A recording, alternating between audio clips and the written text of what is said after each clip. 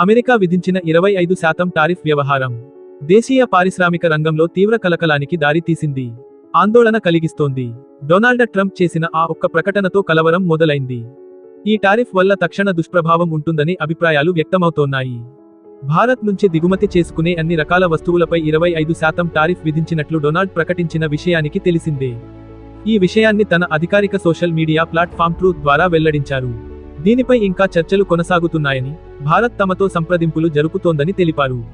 ఈ టారిఫ్ దేశీయ బంగారం, వజ్రాలు, ఆభరణాల తయారీ రంగంపై తీవ్రంగా పడుతుందని మార్కెట్ వర్గాలు విశ్లేషిస్తోన్నాయి. Gems and jewellery, diamond making వంటి ఇండస్ట్రీలు ఆర్థికంగా నష్టపోవాల్సి వస్తుందని అంచనా వేశాయి.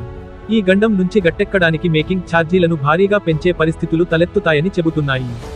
All India gem and jewellery domestic council chairman Rajesh Ropde మాట్లాడారు.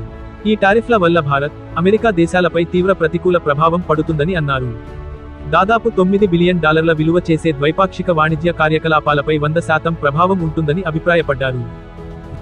ఈ సుంకాల కారణంగా జెమ్స్ అండ్ జ్యువెలరీ, డైమండ్, దాని అనుబంధ వస్తువుల ఎగుమతులు గణనీయంగా తగ్గే అవకాశం ఉందని రాజేష్ రోప్డే అన్నారు. ఇది ఎగుమతి ఆధారిత సూక్ష్మ, చిన్న, మధ్య తరహా పరిశ్రమల ను తీవ్రంగా దెబ్బకొడుతుందని భావిస్తున్నారు.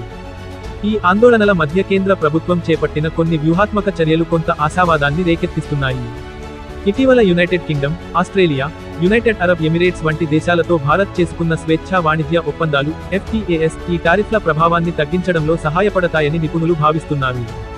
ప్రస్తుతానికి సవాళ్లు ఎదురైనా, భారత్ అనుసరిస్తోన్న వైవిధ్యభరితమైన వాణిజ్యం, స్థిరమైన ఆర్థిక వ్యవస్థ కారణంగా దీర్ఘకాలంలో ఈ రంగం కోలుకుంటుందని రాజేష్ రోప్డే జెమ్స్ అండ్ జ్యువెలరీ రంగానికి చెందిన పలువురు పారిశ్రామికవేత్తలు ప్రముఖులు ఆశాభావం వ్యక్తం చేస్తున్నారు.